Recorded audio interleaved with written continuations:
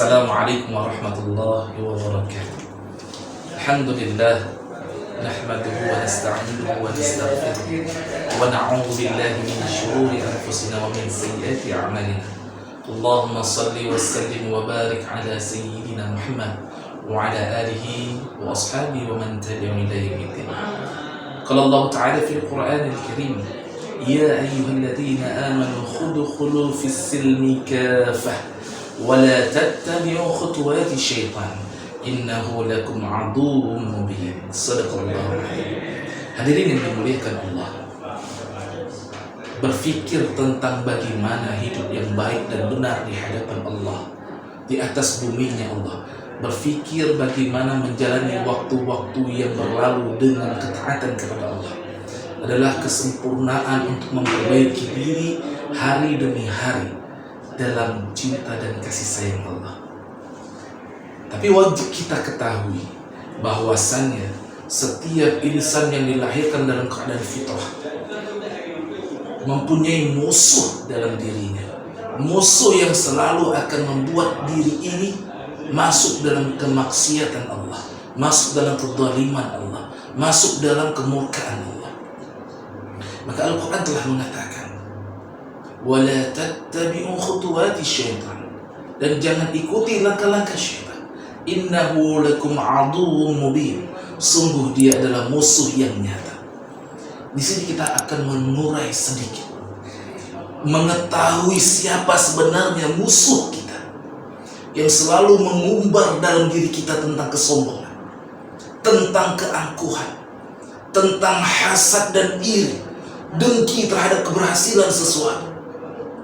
Ternyata ada andil syaitan di dalam kehidupan kita, sehingga ibadah-ibadah kita menjadi rusak, amalan-amalan kita menjadi hilang, sebagaimana api yang melalap dedaunan yang kering. Hadirin yang dimuliakan Allah,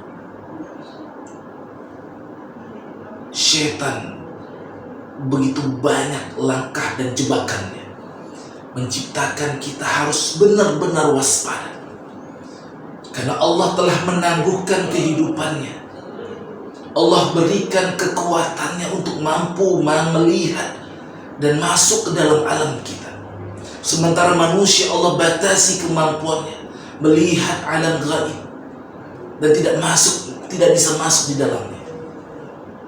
Tapi dengan demikian kita harus tahu, karena Al-Quran telah mengatakan, innahu lakum aduwwum mubin, dia musuh yang nyata buat Anda, buat kita.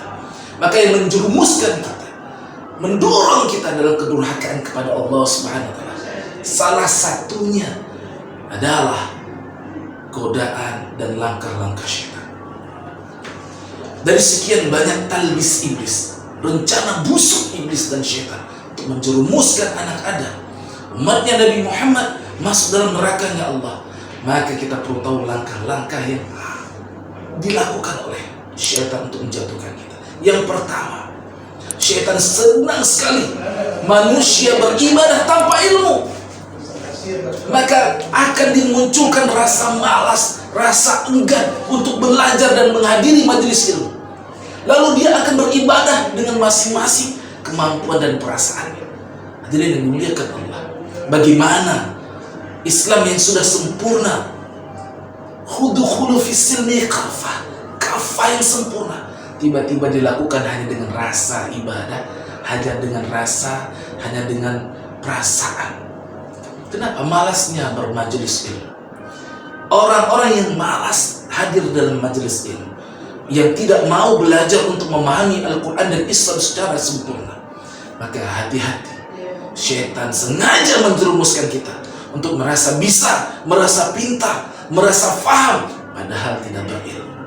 Na'udzubillah, summa na'udzubillah.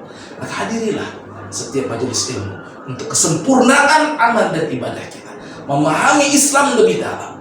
Bagaimana Islam telah mengatur setiap ritme kehidupan kita dari lahir sampai mati.